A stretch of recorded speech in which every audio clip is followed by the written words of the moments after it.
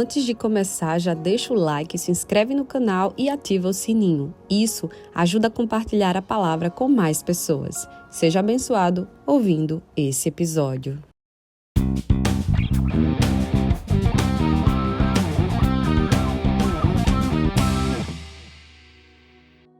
Sejam bem-vindos ao canal Deus e Débora, o canal das boas notícias.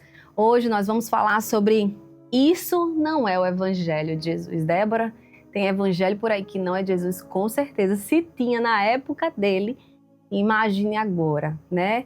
Onde as pessoas vão interpretando da sua forma, pregando, né, conforme seus próprios desejos. Então é necessário que você questione se aquele evangelho vem, porque o próprio Cristo vai dizer isso, né? Vocês tenham cuidado para não ser enganados. E a gente precisa ter esse cuidado para que a gente agarre a verdade e fique ali com a verdade e não negocie ela. Porque são muitos pontos por aí de características de evangelho que não é de Jesus, que ele não aceita, que não é o evangelho dele. E para isso eu separei apenas 5 pontos para a gente identificar. Mas antes de começar a identificar, eu quero começar como uma base, que é o versículo que se encontra em segunda carta aos Coríntios 11, 3, 4, diz assim, ó, Paulo falando: o que receio e quero evitar é que, como Eva foi enganada pela astúcia da serpente, assim a mente de vocês seja corrompida e se desvie da sincera e pura devoção que vocês têm por Cristo. Pois, se alguém tem pregado a vocês um Jesus que não é aquele que pregamos, ou se recebem um espírito diferente do que receberam, ou um evangelho diferente do que aceitaram, vocês o toleram com facilidade. Então, Paulo está demonstrando a preocupação dele. E realmente é muito triste quando a gente sabe que a palavra de Deus ela é tão simples e clara e a gente vê tantas formas distorcidas, porque essas pessoas estão no engano e não é a vontade de Deus. E Jesus ele se indignava com essas coisas, tanto que se você for ler Mateus capítulo, eu acho que é o 23, lá Jesus vai falar, né, da hipocrisia. Ele fala: raça de víboras, hipócritas, por que vocês fazem isso? Por que vocês enganam as pessoas? Né? Vocês se acham superiores e não estendem a mão para ninguém. Então é necessário que a gente perceba, né, esses pontos para que a gente esteja no lugar certo. E o primeiro ponto é cuidado com o evangelho centrado no homem, né? Que o homem se salva. Como é que é isso, Débora?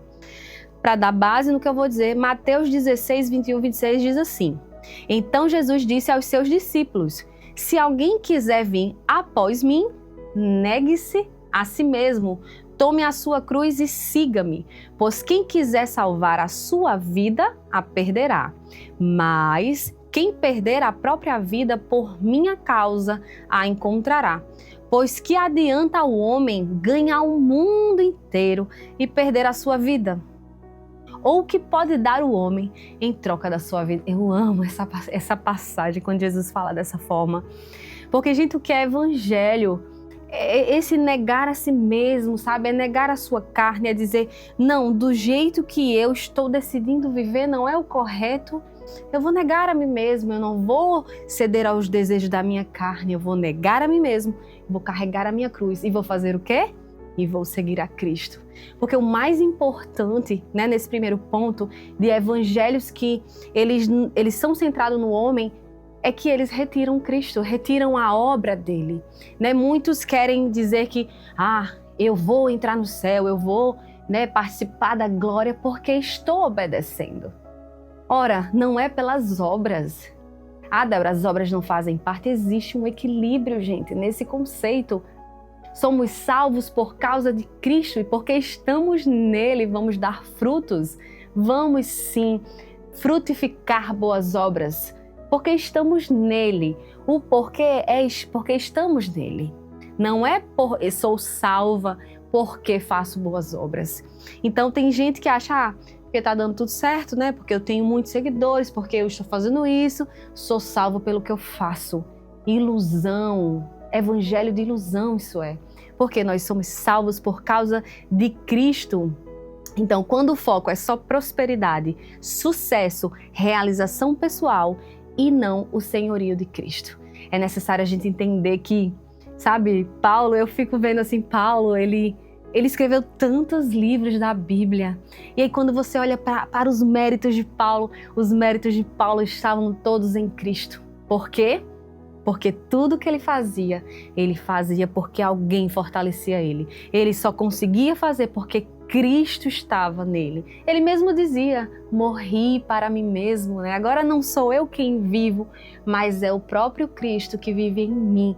Então, é a gente entender que não é sobre nós, sabe? É Jesus que é santo, Ele que é perfeito, Ele que nos remiu dos nossos pecados. Sem Ele estaremos fadados ao inferno. E entendermos que é Ele o centro de todas as coisas. Então, é servir ao nosso Mestre. É Ele. Se faço, se dá certo, se estou fazendo uma boa obra, é porque Cristo está em mim. A glória é toda dele.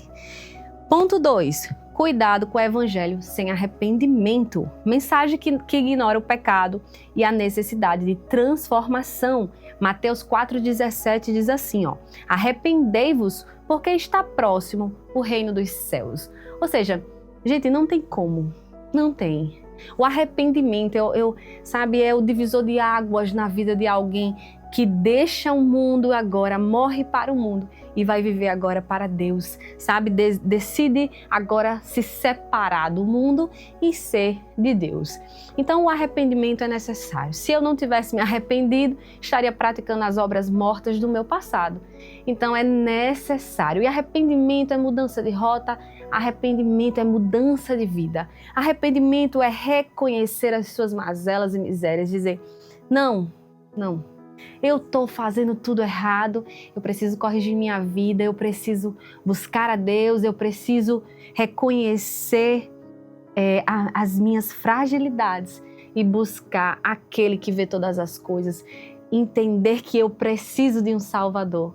Como é belo o homem que sabe e que tem consciência que necessita de um Salvador. E pobre daquele que se acha o seu próprio Salvador, que se acha que consegue resolver tudo e que na força do seu braço tudo está certo. É mérito e engano, porque nós fomos feitos para viver com Deus, até porque Ele é a própria vida. E eu acho que não tem como respirar sem a vida. Ele é a nossa vida. Louvado seja Deus. Vamos lá. Ponto 3. Cuidado com o evangelho sem cruz e sofrimento. E é o que mais tem sido pregado aí, né? Algumas pessoas, elas entendem que ir para a igreja, eu vou para a igreja para resolver meus problemas, para acabar com o sofrimento, para estar tudo, sabe? E, gente, a gente precisa ter um equilíbrio grande nessas coisas. O evangelho sem cruz e sofrimento são promessas de vida sem lutas, sem renúncias, sem perseguição. Em João 16,33, nós vamos encontrar: no mundo tereis aflições, mas tende bom ânimo. Eu venci o mundo, o próprio Jesus disse isso. Então, eu fico imaginando assim, se a missão de Jesus, né, que foi a maior missão de todas, por isso que o nome dele está acima de todo o nome, foi morrer na cruz em nosso lugar, derramar o seu próprio sangue, né? A missão dele foi dolorosa, o cálice dele foi amargo. Então, se nós estamos nele e se ele foi perseguido, se o próprio Mestre, se o nosso Salvador foi perseguido, o que dirá nós que somos os seus seguidores?